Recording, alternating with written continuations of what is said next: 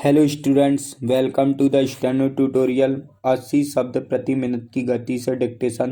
लेखक हैं ओपी शुक्ला। दीपक प्रकाशन। डिक्टेशन 5 सेकंड से स्टार्ट होगा। Yes, start.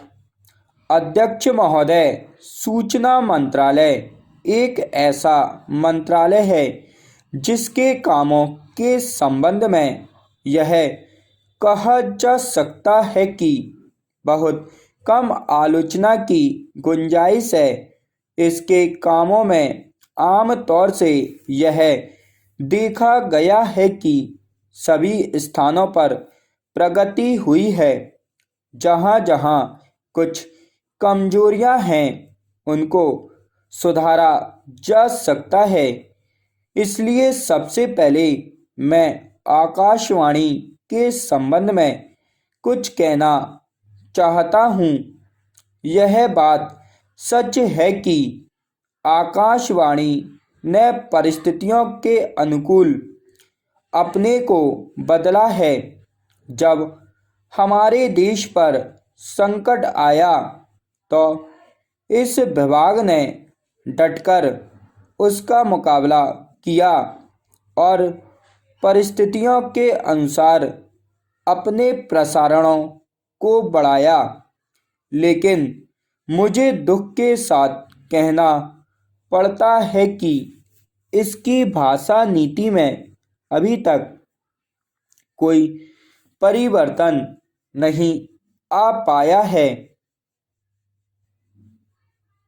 इस मंत्रालय का एक महत्वपूर्ण विभाग पत्र सूचना कार्यालय है, जिसके द्वारा सभी सरकारी सूचनाएं अखबारों के द्वारा जनता तक पहुंचती हैं।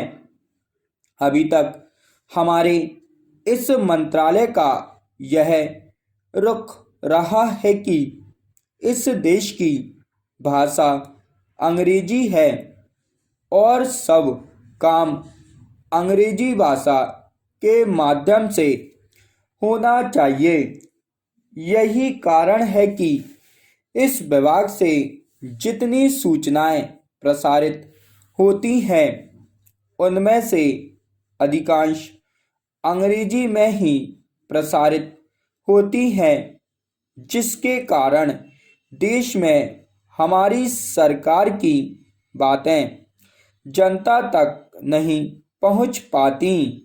मैं अपनी इस बात की पुष्टि के लिए इस मंत्रालय द्वारा प्रकाशित पुस्तिका में दिए गए आंकड़ों को प्रस्तुत करना चाहता हूं। आप इन आंकड़ों को देखें तो आपको मालूम होगा कि अधिक प्रकाशन अंग्रेजी में हुए हैं।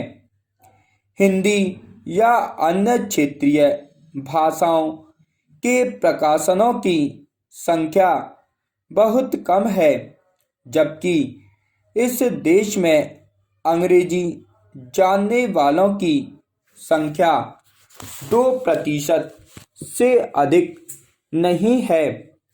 अन्य भाषाओं के जानने वालों की संख्या इस देश में 40 करोड़ है। इस दृष्टि से आवश्यकता इस बात की है कि हम अपना सारा काम अपनी भाषाओं के माध्यम से करें।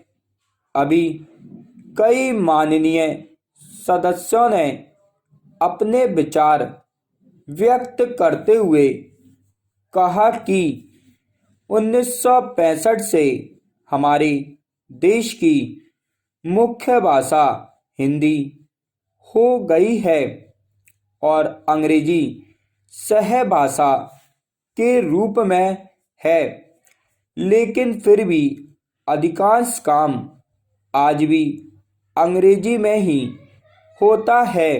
मैं चाहता हूं कि आप ऐसे कदम उठाएं कि देश भर में हिंदी के द्वारा यह कार्य सुचारू रूप से चलने लगे। मैं मंत्री महोदय को बतलाना चाहता हूँ कि कुछ वर्ष पूर्व इस विभाग में इतने ही आदमी थे। स्टॉप।